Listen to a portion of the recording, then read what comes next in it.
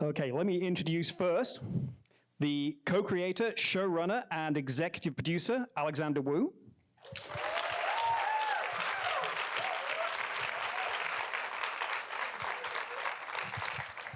Co-costume designer, J.R. Hawbaker.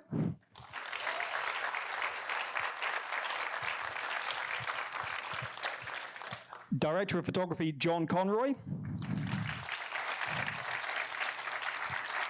And last, but far from least, actor, series consultant, activist, and 110-pound tuna boxing champion of San Pedro, George Takei.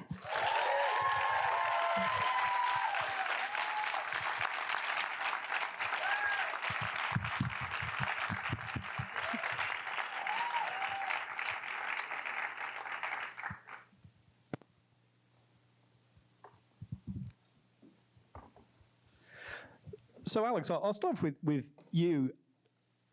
I mean, the terror of the first season was such a huge success for AMC, and this combination of horror and historical event was hit people so hard. When did Infamy become part of the first iteration of the extension of the terror, and when did they say to you, this is the direction? Oh.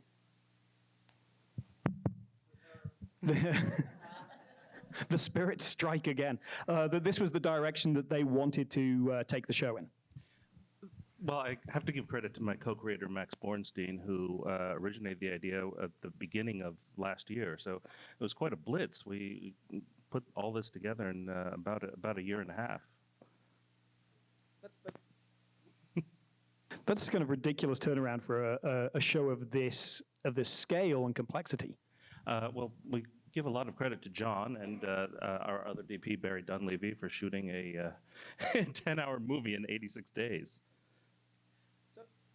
I annoy you, ghost. I'm just going to yell. I have a loud voice. Girlfriends. So. Does this work?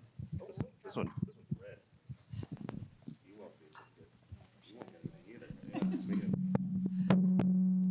We're good. So with George, you're good. Okay, try again. So, George, how did you come on board with this project? Because obviously this is something very near and dear to you because you were actually in the internment camps, and later in the season, that's where we see this go. So, how did you become part of this project?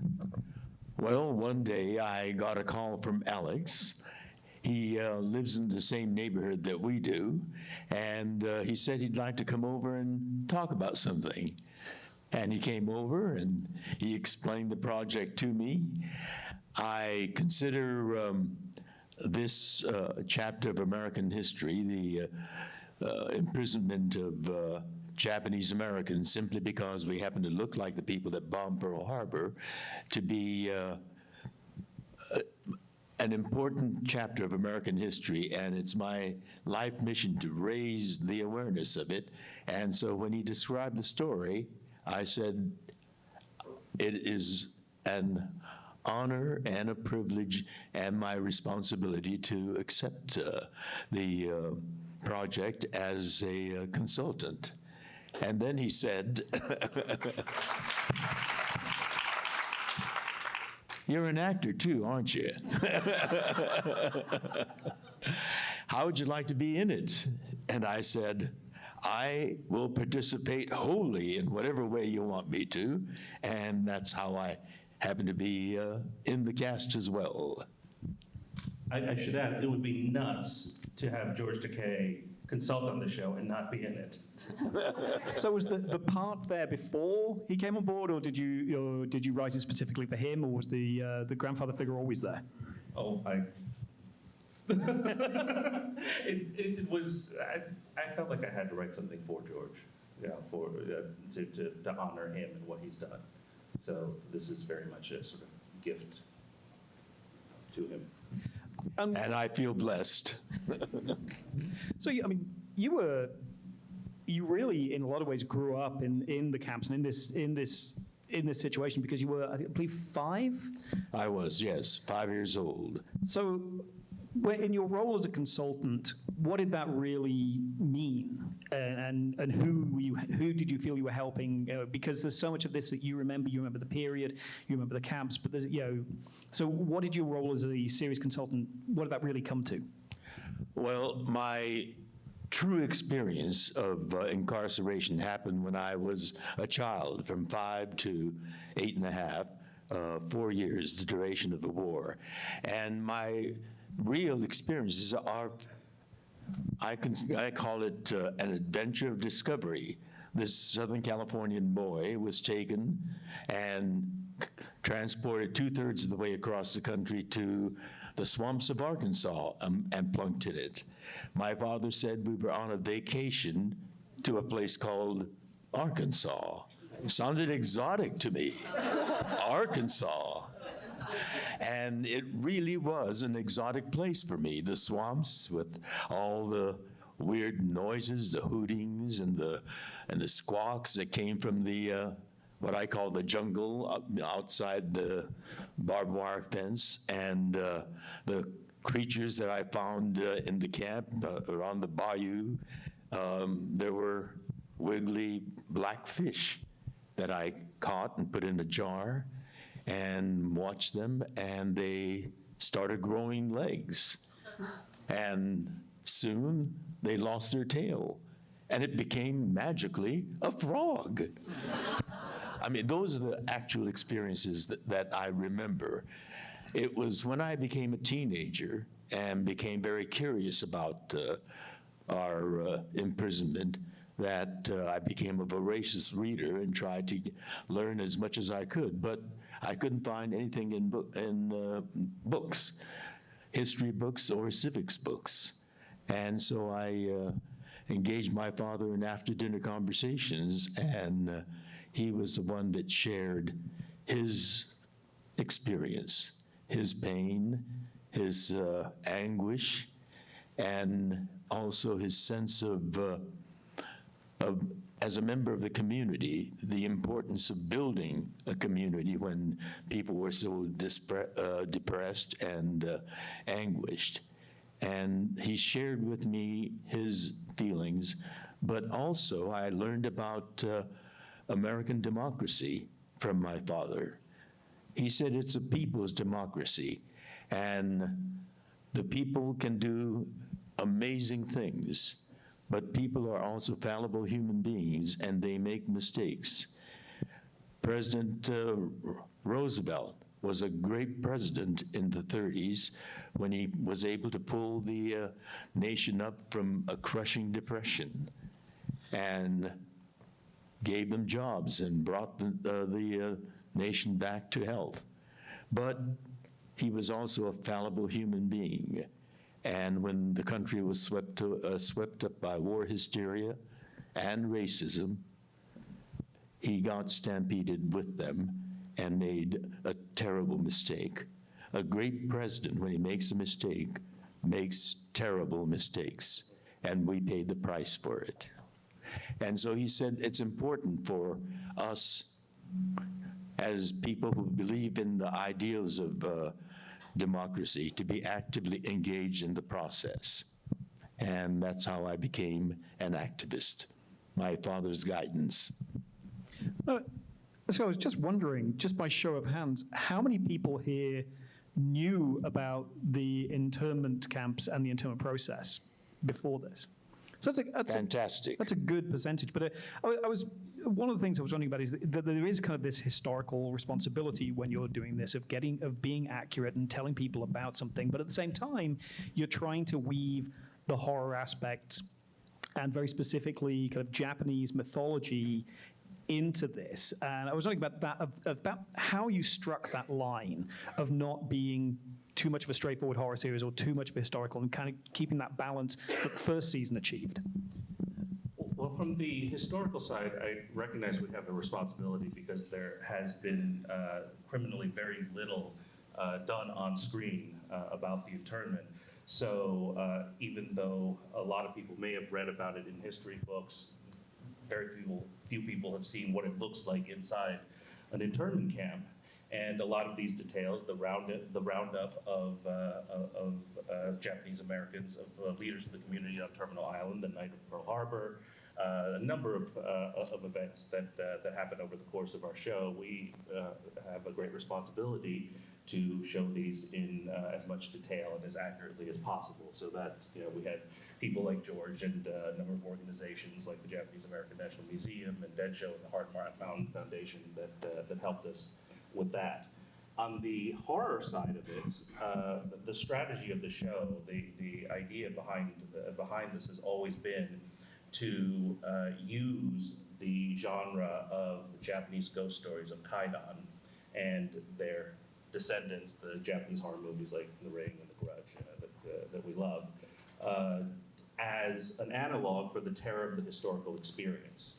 So rather than telling this story from a 35,000-foot docudrama level, I want to tell it from a very personal level, a micro level, so that you feel like you're in the skin of these people, of these characters, and build an empathy for them over the course of 10 weeks. And if we've done our jobs right, then the terror you feel watching your favorite horror movie will be analogous to the terror of what these people really went through. So I thought that was the approach that we in the writers' room took to telling the story. You could feel a lot of Kaidan in this, which if you've never seen is one of the seminal Japanese horror anthology films. It's just, so how much of the mythology did you know before going in? Because it feels like you're really pulling on some very specific parts. We did a pretty deep dive. I knew some as a fan, but certainly it was a crash course myself. But then we were the beneficiaries of of a number of geniuses, not the least of which are two of the people. I'll include George. We're talking about the production. You probably should. But in terms of building a world, we had the world that John built through the cinematography, the world that JR built through the wardrobe, the world that Jonathan McKinstry built in the production. I don't know if any of you have been to Vancouver recently, but it doesn't look like 1940 Southern California. So we used British Columbia to serve as Southern California, Eastern Oregon, the South Pacific, Japan. Am I forgetting? And New Mexico, for God's sakes, like North Dakota, like most of the United States and that's no small feat. And that's I mean, as a writer, I put up a little theater in my brain that I hope it'll look that good.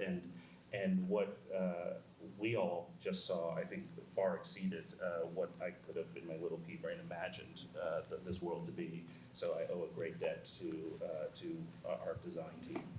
And I have to ask you, JR, about the design process, because you're not simply doing...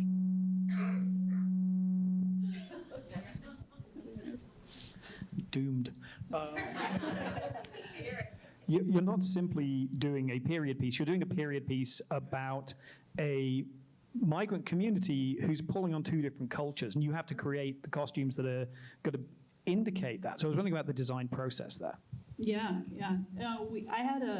I'm part of a co-design team on this one, Tish Monahan, so we both attacked it together, and I was part of the early development and conceptualization and a lot of the kimono and diving into the history. For me, it was really important, and we all talked about this actually, in grounding this in reality. We wanted to have a real strong sense of giving respect to the storyline and to there are people who remember this, like George, and I spent weeks here, well, not here because I'm in Austin right now, but in Los Angeles, and we went to Terminal Island and we sat with survivors in their parlors, in their living rooms, with like a 101-year-old survivor from Terminal Island, and he poured over his family albums with us, and we heard their stories and listened to his harmonica playing that he still had from being a little boy on Terminal Island, and we sat with many senseis. It's just opened, and the whole community was pretty amazing. I have to say, they really opened their stories and their hearts to us, and we sat with several Buddhist temples that had congregation members. And so the reality was really important, and I wanted to dig in and have texture and things that John's camera could pick up on that would help tell the humanity of what was going on. But also, the more and more I sat with people, I just realized the emotional content of what they had gone through too was important to tap into. So as much as we wanted to be realistic and tell a historical drama, the emotional context of the horror of going through it, and I think that's where we all united and figured out how to use the horror genre, like Alex was saying, to kind of tap into the emotional context of how to tell this story and do justice to the people who had gone through it.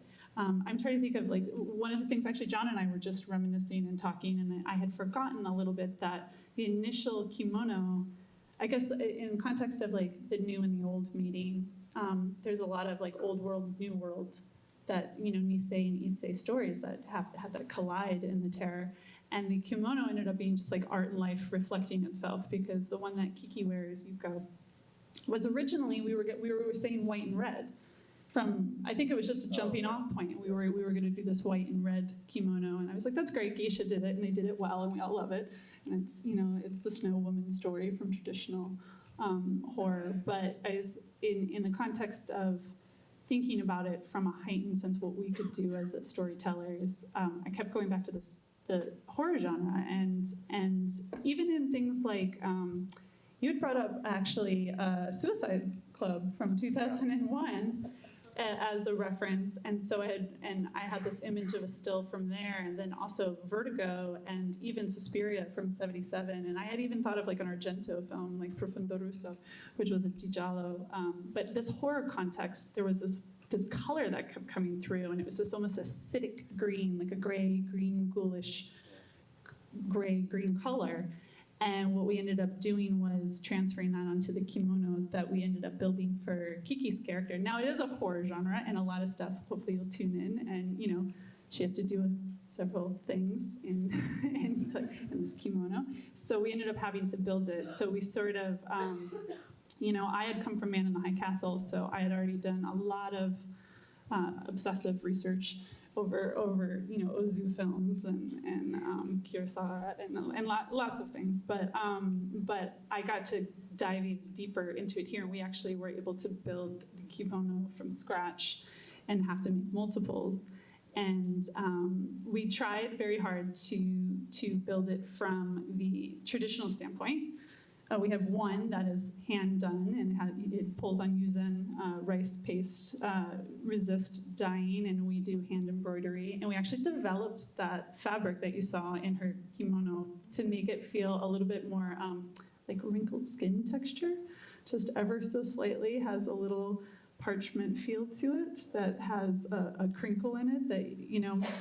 So we did ship in the chirimen fabric from Kyoto, and we use that on Masayos, so that's a very traditional style that we used in that fabric. But we developed Yukos from head to toe, and that was a combination of old world techniques and new world techniques, because we had to also fight the epic schedule that was shooting this film on an 8-day schedule. So we made one, like the one you saw in this was actually a hero. That was a very handmade garment. And then later we jumped into techniques that were more like sublimation, which is printing them. And we use those to help us make the multiples that we will need. Because that kimono may not stay pristine. It may not. It may not stay pristine. And John, the first season, I can imagine the DPs were basically just went, okay, so basically there's just a nightmare of white balance, which if you haven't seen the first season, it's all icebound. But so that had a very distinctive look. And you know, right from that first incredible sequence on the dock, which is, for me, one of the best establishing sequences I've seen this year, you establish a different palette, a different tone. I was wondering about developing the look of the film, of the series, and particularly because you know you have to come out of the gate with something that isn't just season 1, part 2, that it's opening sequence. Yeah, for sure. The first season looked fantastic. They had different challenges, I suppose, in terms of trying to shoot in stages and stuff and make it look like the Arctic, where we were probably a little bit more location-based, in fact, a lot more location-based. So we had different challenges, as Alex said, to try and make Vancouver feel and look like California.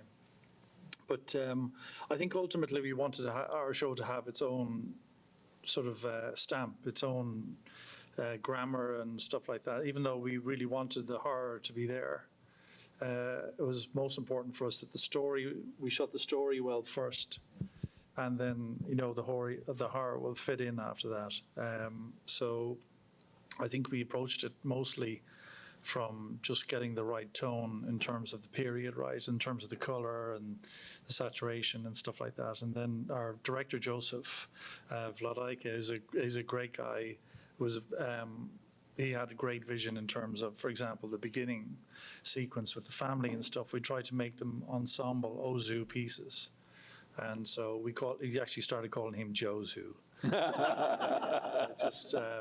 But he always had a great vision as well. So between all of us, really, we wanted to pay respect to the first series, but at the same time, we wanted it to feel like very much something different, but within the same sort of horror genre. Okay, I think it's time we throw this out to the audience for some questions. So stick your hand up if you've got a question. Oh, right there. I don't know if you care to divulge this, but the thing I found most interesting about this is I was researching the same time frame for our story, and it was about the patriot, son be a patriot, and it's how the children of the family members that were taken away from the internment camps did go and serve, and how it was affected. Are you going to be exploring that side? Do you talk about that as well as what the people who are going to the camps have gone through? I don't know a better way to answer that than yes. Yeah. But it's quite a varied experience, and there's a lot of nuances to it. There's been a lot written about the 442, the battalion that served, the all-Japanese company, I should say, that served in Europe. We're taking a bit of a different angle on it, so one that's been told a little bit less. So I think that'll still hold some surprises. Yeah, the gentleman's story I read, he had actually went up to Berkeley for college and got his draft number, and he had to report, couldn't get transportation back down because nobody would let him on transportation. And he hitchhiked to LA to report. Oh, wow. And so he was out of Boyle, it's East LA interchange, they talk about it because he's from Boyle Heights. Uh-huh. And he visited his family home there where they buried their valuables before they were shipped off. I mean, there's an amazing irony to Japanese Americans who were sent off to fight and then came home and to find their people imprisoned. Right. Well, there's another aspect to that story. Yes, they did volunteer to go. Well, there's a little bit more history. Right after Pearl Harbor, young Japanese Americans, like all young Americans, rushed to their recruitment centers to volunteer to serve in the military. This was an act of patriotism that was answered with a slap on the face. They were denied military service and classified as enemy alien, a patriotic act, and they're called the enemy and alien, which they were not. They were born, raised, educated as Americans. So there was that insanity immediately after the bombing of Pearl Harbor. And they were imprisoned. A year into imprisonment, the government realized that there's a wartime manpower shortage. And here are all these young people that they could have had that they classified as enemy aliens. So the answer to drafting people out of a barbed wire fence was a sloppily put together loyalty questionnaire. It was very sloppily put together. Everyone over the age of 17 had to respond to that loyalty questionnaire. One question asked, will you bear arms to defend the United States of America? This being asked of my mother, who went into camp with my baby sister, who was still an infant, and a year later she was a toddler. I was 6 years old by that time. My brother was 5 years old. She was being asked by that question to abandon her family, her children, and bear arms to defend the nation that was imprisoning her family. It was preposterous. The second controversial question was one sentence with two conflicting ideas. It asked, will you swear your loyalty to the United States of America and forswear your loyalty to the Emperor of Japan? The government assumed that there was an inborn racial loyalty to the emperor. It was insulting. My mother was born in Sacramento, California. My father was a San Franciscan. And for the government to assume that there was an organic racial loyalty was outrageous. So if they answered no, meaning I don't have a loyalty to the emperor, that no applied to the first part of the very same sentence. It was ridiculous, and both my parents answered no, and so they were categorized as disloyals, and we were transferred to a second internment camp that was called the segregation camp for disloyals. But there was, and those that bit the bullet and swallowed the bitter taste and answered yes to those questions and went and fought with, in a segregated unit, the 442nd Regimental Combat Team, came back as heroes. But there is another group of young Japanese Americans that I consider just as heroic. They said, I am an American and I will fight for my country, but I will fight as an American. If I can report to my hometown draft board with my family back home, I'll be like any American. I will fight as an American. But I will not go as an internee, leaving my family in imprisonment.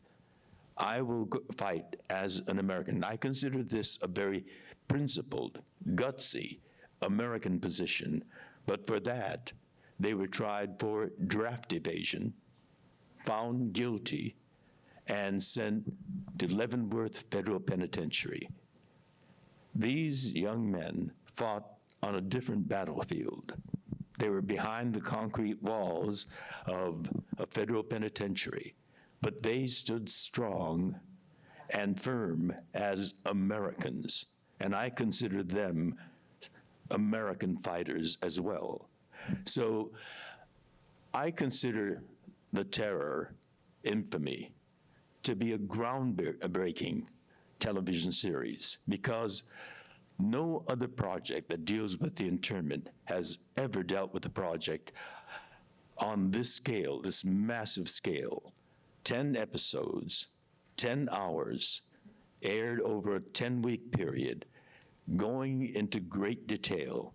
So there is a scale, but also the depth of details that we've been hearing about in the costuming, the photography, and the use of light, and to infuse that with the ancient Kaidang ghost tales to amplify and intensify the horror of that internment. I think this is a groundbreaking landmark television event.